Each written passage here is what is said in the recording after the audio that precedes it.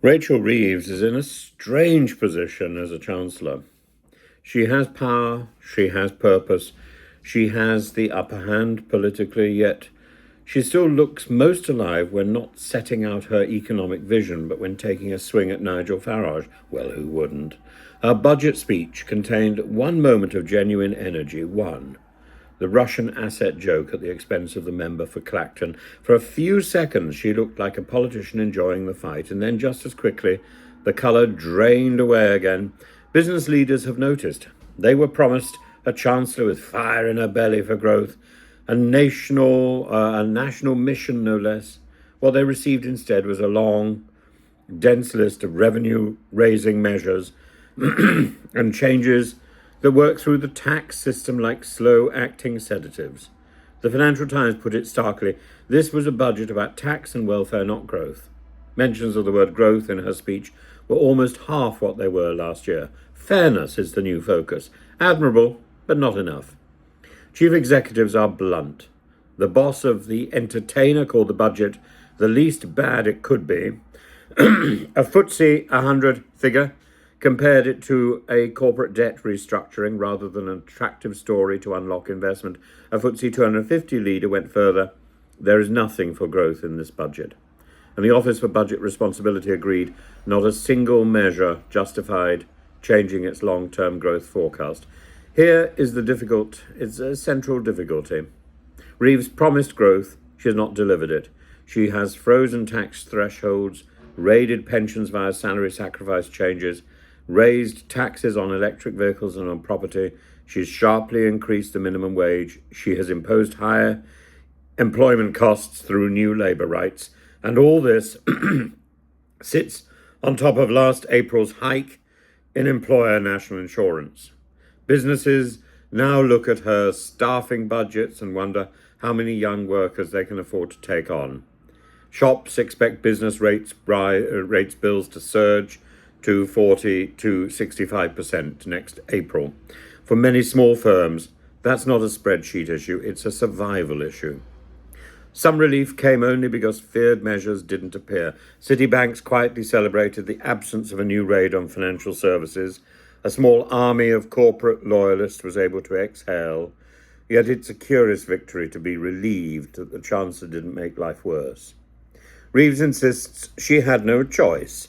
She is unapologetic about raising taxes by £26 billion because the alternative would have been NHS decline and child poverty left untouched. That argument has moral force, but the problem is the NHS is still declining. The abolition of the two-child cap is one of the most significant anti-poverty decisions of the decade. Starmer will be proud of it. Reeves is proud of it, and they deserve credit for making that jump. But that only sharpens the broken promise problem. Labour told voters it would not raise taxes on working people. Reeves repeated that assurance with clarity last year. She now pretends that pledge applied solely to tax rates, not to what people actually pay. It's the kind of definitional manoeuvre that reminds voters why they dislike politics. Pressed to apologise, she refused repeatedly. These were the fair and necessary choices, she said. Voters can accept tough choices. They dislike evasive explanations. And then there is Farage, the ever-present character who drags Reeves into life.